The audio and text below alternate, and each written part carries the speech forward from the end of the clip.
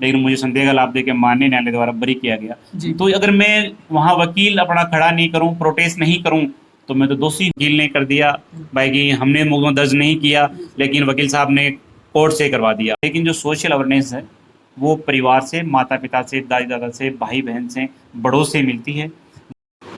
नमस्कार दोस्तों, मैं शाहरुख चौधरी आप सभी का सफल लोगों की दुनिया में स्वागत करता हूं। आज हमारे बीच में मौजूद है ऐसी शख्सियत जो अपनी पहचान की मोहताज नहीं है। आज हम मिल रहे हैं दांता रामगढ़ के मशहूर एडवोकेट जितेंद्र जी धानिया से। सर, आपका स्वागत है हमारे चैनल पर। सर, आपका बहुत बहुत शुक्रिया कि आपने हमें अपना कीमती समय देकर आज आप हमसे कर रहे हो कुछ खास मुलाकात। सर नमस्कार जी। सर बिल्कुल सर।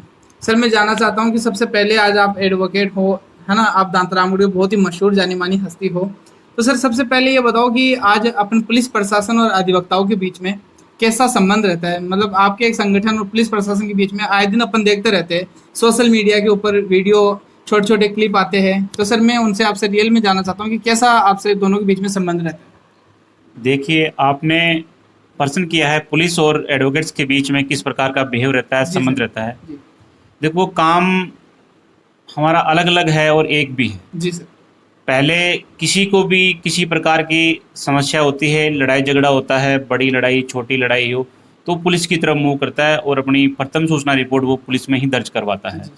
अगर पुलिस नहीं सुनती है तो फिर वो कोर्ट की तरफ आते हैं और अपना एडवोकेट करते हैं और हम इस्तगासे के थ्रू एफआईआर दर्ज करवाते हैं। जी सर। कई मुकदमों में ऐसा होता है, जब पुलिस इन्वेस्टिगेशन करने के बाद संपूर्ण अनुसंधान करके अपनी पत्रावली को कोर्ट में लाके सबमिट करती है, उसके बाद में पार्टीज हमें एडवोकेट करती है, फिर हम उस फाइल में पक्ष रखते हैं और आगे की कार्रवाई चलती रहती है। जी सर। और रही बात संबंध की, संबंध तो अपने अपने काम है। कई बार हम भी सोचते हैं कि पुलिस ने ये फाइल बिगाड़ दी, कई बार पुलिस भी सोचती है कि ये वकील ने कर दिया भाई कि हमने मुकदमा दर्ज नहीं किया, लेकिन वकील साहब ने कोर्ट से करवा दिया। वो अलग अलग है। बाकी काम सेम है कि वो पुलिस में वहाँ करते हैं, लेकिन जो फिर हम लाके उसको यहाँ साबित करना होता है कि पुलिस, जरूरी नहीं है कि पुलिस ने जो कर दिया वो ही पूरा सही है। पुलिस तो कई बार नाम इन्वेस्टिगेशन में या नाम जैसे भी किसी प्रकार से क्या कारण रहता है उसके पीछे नहीं जाना चाहूँगा, लेकिन वो नाम काटना या सेक्शन हटाना, फिर यहाँ आने से माननीय न्यायालय से नाम भी ऐड होते हैं मुलजिम के और धारा भी ऐड होती है। ये सारी चीज़ें न्यायालय के बाद में है। और भी पार्टी, और भी हाई अथॉरिटी न्यायालय के पास जा सकती है, वो पार्टी का खुद का है। लेकिन वो पुलिस का और हमारा वैसे काम एक सा ही है, एक तरह से कहूँ मैं चोली दामन का साथ रहता है। जी सर। जी सर। सर, मैं जानना चाहता हूँ आपसे कि आपने आज तक अपनी लाइफ में कितने केस हैंडल किए हैं, उनमें से आपका क्या रेशियो रहा है। देखिए, हम कहें कि हमारे को यहाँ कोई गॉड गिफ्ट होता है, कोई पत्रावली में कोई गॉड गिफ्ट नहीं होता। यहाँ सब संविधान के दायरे में, उस संविधान के अंदर जो सीआरपीसी, आईपीसी, सीपीसी जो बनी हुई है, अभी अभी नया कानून जो लागू हुआ है, बीएनएस, बीएनएसएस, इन्हीं के दायरे में रह के ही सब कुछ होना है। बीएनएस के बारे में कुछ कहना चाहोगे। बीएनएस के बारे में देखो, एक नाम कहें, मेरा खुद का ये सेल्फ है कि बीएनएस पहले एक आईपीसी थी, एक अच्छा नाम था आईपीसी, एक बीएनएस है, थोड़ा सा नाम लेने में भी है। और अब क्या है कि ये सारी, मेरा इस पे टिप्पणी मैं करना चाहूँगा, नाम वही रखते आईपीसी, सीक्वेंस भी वही रहती, तो अंदर अमेंडमेंट कर देते। अब नाम चेंज हो गया, धाराएं चेंज हो गई। 302 पहले अमूमन जानते थे कि मर्डर में 302 होती है, 420 धोखाधड़ी में होती है, आजकल सब धाराएं चेंज हो गई। अब नए वकील साहब हैं, पुराने वकील साहब हैं, सबको ही पढ़ना पड़ रहा है कि धाराएं चेंज हो गई है। भाई कोई नहीं बता सकता अभी क्या है क्या नहीं, सबको पढ़ना ही पड़ रहा है। और लेकिन मैं ये कहूँ कि आपने कहा कि देखो, आप देख रहे हो फाइल्स, वर्क ठीक है, अच्छा वर्क है, पार्टीज को टाइम पे जो उनके अनुरूप है वो कार्य करके देते हैं। बाकी कार्य करना हमारा जो काम है, दायित्व तो हम ईमानदारी से बखूबी निभाते हैं। बाकी रिजल्ट्स पूरा है वो पत्रावली पे डिपेंड करता है, एविडेंस पे डिपेंड करता है। पत्रावली पे जिस प्रकार का मटेरियल है उसी प्रकार माननीय न्यायालय उस पर डिसीजन करता है। और देखिए, वकील अपना ईमानदारी से काम करता है। अब रिजल्ट आना, इधर आना, एक पार्टी तो देखो वकील से हमेशा रुष्ट रहती है। बिल्कुल।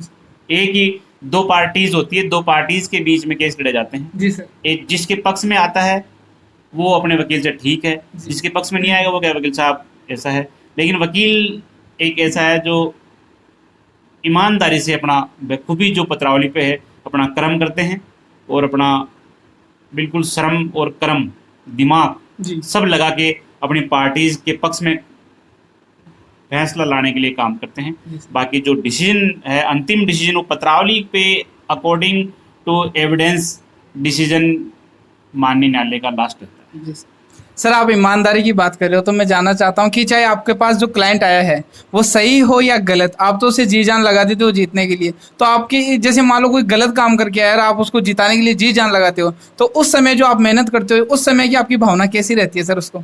देखिए, गलत और सही का नतीजा हम लोग करने लग जाएं तो फिर न्यायालयों की कोई ज़रूरत नहीं रह जाती। जी सर, बिल्कुल। तो गलत और सही का डिसीजन ना पुलिस करती ना हम करती।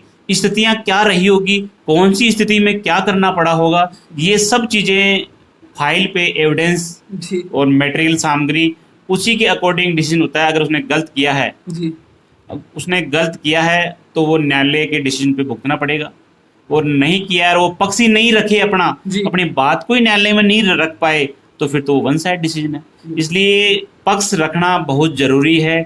उस पक्ष में अब उसने पक्ष रखा, एविडेंस रखे, और न्यायालय में पक्ष रखने के बाद में, एविडेंस के बाद में, जरूरी नहीं है कि लोग 302 में बरी होते हैं, 376 में बरी होते हैं। जी सर। मुकदमा हो जाना अलग चीज़ है, उसका ट्रायल होना अलग चीज़ है, दोनों में बहुत फर्क है। भाई प्रथम किसी ने कहा कि मेरे साथ मारपीट हो गई या ये हो गया, शक के दायरे पे भी कई बार होता साहब ये ऐसा हो सकता है कि ये इसको इसकी वजह से मर सकता है या इसने इसको मार दिया है। जी सर। लेकिन जब एविडेंस आती है, प्रूफ है, हम कोई डॉक्यूमेंट लिए, कोई वीडियोज कोई नहीं सबमिट कर पाते, कोई भी, मैं मौके पे हुई नहीं, मेरा सीसीटीवी फुटेज और कहीं का आ रहा है, कॉल डिटेल और कहीं की आ रही है, लेकिन दबाव के कारण मेरे को 302 में मुलजिम माना गया, लेकिन मुझे संदेह का लाभ देकर माननीय न्यायालय द्वारा बरी किया गया। तो अगर मैं वहाँ वकील अपना खड़ा नहीं करूँ, प्रोटेस्ट नहीं करूँ, तो मैं तो दोषी हूँ। बिल्कुल सर। जब मैं दोषी नहीं हूँ तो मुझे प्रोटेस्ट करना चाहिए। मैं प्रोटेस्ट करूंगा और मैं दोषी नहीं हूँ, एविडेंस कहीं मेरे खिलाफ कोई एविडेंस नहीं है, तो जरूर न्यायालय से न्याय मिलेगा। सर, सुना जाता है कि वकीलों की वकालत बाद में जज फैसला करता है, तो सर एक दूसरी पार्टी का भी वकील होते हैं, एक आप भी होते हो, तो जैसे वो तो न्यायालय के ऊपर बात है कि फैसला किसके हक में रहे, किसके फेवर में रहे। तो सर उसके फैसला होने के बाद में आप जो दोनों पार्टी के जो वकील हो, उन दोनों के बीच में कैसा संबंध, कैसे भावनाएं रहती है सर? देखिए, पक्ष दो होंगे तभी तर्क और वितर्क होंगे। बिल्कुल सर। अगर पक्ष दो नहीं होंगे तो तर्क वितर्क नहीं होंगे। जी। हो सकता है एक परिवादी होता है, रिपोर्ट कराने वाला होता है, एक जिसके खिलाफ रिपोर्ट दर्ज करवाई है, आरोपी एक्यूज्ड होता है। परिवादी के वकील साहब हैं, वो उनका पक्ष रखेंगे, उनकी पैरवी करेंगे, उनके एविडेंस करेंगे, और अगर मैं एक्यूज्ड का हूँ तो मैं एक्यूज्ड की तरफ से ही पैरवी करूँगा, और डिसीजन फाइल के अकॉर्डिंग, जो फाइल पे जो मटेरियल है उसी के अकॉर्डिंग माननीय न्यायालय डिसीजन दे पाएगा। और डिसीजन के बाद में और डिसीजन से पहले हम कोर्ट में जो आर्ग्यूमेंट कर रहे हैं उसी समय तक हमारे वकील के बीच में हो सकता है जोशीले में हम आर्ग्यूमेंट करें, या कोई नोक जोक भी हो जाए, या कोई कहासुनी भी हो जाए, क्यों वो होती है उसी दरमियान उस फाइल के ऊपर ही। जैसे हम बाहर आएंगे आराम से बैठ के हम जूस भी पीते हैं, ऐसी बात नहीं है, क्योंकि वो ये थोड़ी कि हमारी कोई लड़ाई, हमारी लड़ाई फाइल की है, फाइल की लड़ाई, हम फाइल की लड़ाई है, और बाद में भी फाइल के ऊपर जो डिसीजन आना है वो न्यायालय ने देना है। न्यायालय ने, माननीय न्यायालय ने जो डिसीजन दिया, डिसीजन जिसके पक्ष में आया वो अलग बात है, लेकिन हम वकीलों को बीच में बैठ के कोई लड़ाई नहीं होती, हम तो बाद में बैठ के एक जगह बैठते हैं। जी सर, बढ़िया। सर आजकल अगर देखा जाए तो मात्र 16-17 साल जिन बच्चों की उम्र है, ऐसे बच्चे क्राइम करने से घबराते नहीं है, तो सर उन युवा जनरेशन के बारे में आप क्या कहना चाहते हैं, उन बच्चों के लिए कि इस चैनल के माध्यम से? मैं उन युवा साथियों से, मेरे युवा भाइयों से जी सर, ये कहना चाहूँगा कि आजकल क्या होगी, स्कूलें इतनी चल गई इंग्लिश मीडियम वगैरह, तो घर वाले क्या करते हैं कि लाते हैं, ट्यूशन डाल दिया, स्कूल से आया, ट्यूशन जाना है, तेरे को किताबों में ध्यान देना है। जो किताबों में किताबी ज्ञान मिल सकता है, पढ़ लिख के हम बड़े अधिकारी बन सकते हैं, लेकिन जो सोशल अवेयरनेस है वो परिवार से, माता पिता से, दादी दादा से, भाई बहन से, बड़ों से मिलती है। वो संस्कार बहुत ज़रूरी है, जो वो संस्कार होंगे वो डिप्रेशन से बाहर निकालने का काम करेंगे। वो हर चीज़ से उसको अवेयरनेस देंगे कि ऐसे करना है, नहीं तो आजकल देखने को मिल रहा है, पहले देखो आप लड़ाई झगड़े कम होते थे, आजकल छोटे छोटे बच्चे डरते नहीं हैं, पत्थर मार देते हैं, चक्कू छुरे निकाल लेते हाँ, हैं, बिल्कुल सर। क्योंकि वो घर वालों की मॉनिटरिंग और उनके ऊपर उनको क्या किताबों में घुसा रखा है, जी सर। उनका माइंड प्रिपेयर नहीं किया। उनको थोड़ा सा भाई कि बड़ों का मान सम्मान करना है, थोड़ा सा भय होना है, डर होना है, बस यही चीज़ है कि सोशल अवेयरनेस अगर परिवार का कंट्रोल नहीं होगा तो जरूर ये जो आज के वर्तमान में जो स्थिति है वो और घातक होती जाएगी। बिल्कुल सर, बहुत ही अच्छा सर, इसलिए शानदार। मैं युवा साथियों से और बच्चों से कहना चाहूँगा माता पिता के साथ बहुत ज़्यादा समय बिताएं। बिल्कुल सर, बहुत ही अच्छा सर, शानदार। आप इतना अच्छा दांता रामगढ़ के मशहूर जाने माने हस्तियों में से सर आप एक हो। तो सर मैं जानना चाहता हूँ आपकी पर्सनल लाइफ कैसी रही होगी, आपने कैसा संघर्ष का दौर रहा? व्यक्ति को कर्म के प्रति निष्ठावान और ईमानदार रहनी चाहिए। जी सर। रिजल्ट का कभी इंतजार नहीं करते, हम अपना कर्म करते हैं, कहते भी था ना कि कर्म करो फल की इच्छा नहीं करो। बिल्कुल सर। जो अगर हम कर्म करेंगे, अगर हम पेड़ अगर अच्छा लगाएंगे, अगर हम पेड़ ही बबूल का लगा देंगे तो आम कहाँ से खाएंगे? आम कहाँ से खाएंगे? जैसा कर्म होगा कर्म के अकॉर्डिंग फल मिलेगा, और मिला है और मिलेगा। पर्सनल लाइफ की बात यह है कि पर्सनल लाइफ में मैं गवर्नमेंट जॉब की कभी फेवर में नहीं था। जी। मैं लॉयर एडवोकेट बनना मेरी एक अच्छी ड्रीम वो था। भी थी, ड्रीम था मेरा, जी। तो मैं उसमें काबिल भी हुआ। बिल्कुल। अब एक अच्छा वकील बनने की तरफ दौड़ रहा हूँ जी। कि अच्छा नामी वकील बनूं, जी। और हर माँ बाप का सपना रहता है कि जिस भी फील्ड में उसका बेटा रहे बिल्कुल। वो अच्छा नाम करे। और मेरा हमेशा से ये रहता है कि मेरी पहचान मेरे फादर और मेरे मदर से, मेरे परिवार से होती है, तो मैं और उन्हीं के नाम से होनी चाहिए। लेकिन मेरा एक ऐसा ड्रीम रहता है कि आने वाले समय में मैं कुछ ऐसा कर दिखाऊं, ऐसा एक नामी वकील बनूं या ऐसा और कुछ भी करूं जी। जिससे पहचान मेरी वजह से मेरे फादर्स की पहचान हो कि ये उनके फादर जा रहे हैं, उनके परिवार वाले जा रहे हैं, ऐसा मैं कर्म करूं। और मेरा इंटरेस्ट है पॉलिटिशियन में, राजनीति करना। मैं राजनीति करता भी हूं, मैं कांग्रेस पार्टी से बिलोंग करता हूं जी। और मैं जनरल सेक्रेटरी जिला डिस्ट्रिक्ट का कांग्रेस की मेन बॉडी में रहा हूँ। प्रेजेंट में मेरे पास प्रवक्ता का ब्लॉक कांग्रेस कमेटी का दायित्व है। क्या बात है सर। और मैं बिल्कुल हमारे यहाँ से चौधरी वीरेंद्र सिंह जी दांता रामगढ़ से विधायक हैं, जो लगातार दूसरी बार अपने काम के बलबूते पे जीत के असेंबली पहुँचे हैं। अच्छे व्यक्तित्व के धनी हैं, जिनको भाई साहब के नाम से जाना जाता है। बिल्कुल सिंसियर स्वभाव के हैं और काम करते हैं और युवाओं को साथ लेके चलते हैं। हमारी भी इच्छा है कि हम भी उनके सानिध्य में, उनके आशीर्वाद से धीरे धीरे राजनीति में आगे बढ़ें और लोगों से जुड़ें, जनता की सेवा करें। भाई राजनीति पॉलिटिशियन में आने वाली वकील बहुत ज़्यादा है। हाँ सर, ये जाना जाता है कि ज़्यादातर वकील ही पॉलिटिक्स में जाते हैं, ऐसा क्यों? मेरे से एक वकील साहिबा और वकील साहिबान हमारी पार्टी के, कांग्रेस पार्टी के चौं विधानसभा से विधायक जी हैं जी। श्रीमती शिखा मील बराला जी। वो एक सिक्कर हमारे को मीटिंग में मिले थे, तो मेरी जब उनसे मीटिंग हुई, जान पहचान हुई, तो उन्होंने कहा वकील साहब बात बताएं, बोला कि वकील ही ज़्यादा राजनीति में क्यों आते हैं? हाँ हाँ बिल्कुल। मेरा उनके लिए जवाब था, देखिए आप शायद वकील ही मिलेंगे आपको। राजस्थान के सीएम जो थे पहले वो भी वकील थे। आज परबसर के विधायक देखिए आप, लाडनू के विधायक देखिए, नावा से पहले विधायक रहे वो देखिए, अशोक चांदना जी देखिए। और मतलब कि वकील ऐसे मिलते हैं कि वो थोड़ा सा बीमार चीफ चंद्रशेखर आजाद।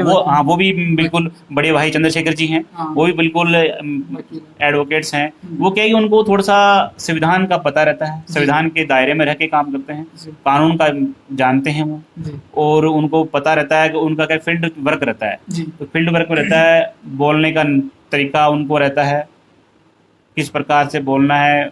बिल्कुल एक वो हेजिटेशन, झिझक रहती है, वो नहीं रहती। वो आराम से खुला फ्रैंक बात करते हैं, जनता के बीच बात रखते हैं, और वो कमी वगैरह कहाँ है क्या नहीं, सारी चीज़ें जानते हैं। आज जो भी फॉर्म्स भरे जाते हैं वो वकील से भरते हैं, इसलिए उन्हें इंटरेस्टेड वो रहते हैं। पहले से वो पार्टी के जनता के बीच में रहते हैं, और वो एक राजनीति वो भी जनता के बीच की रहती है, उनका थोड़ा सा एक सा रहता है, अलग नहीं लगता उनको।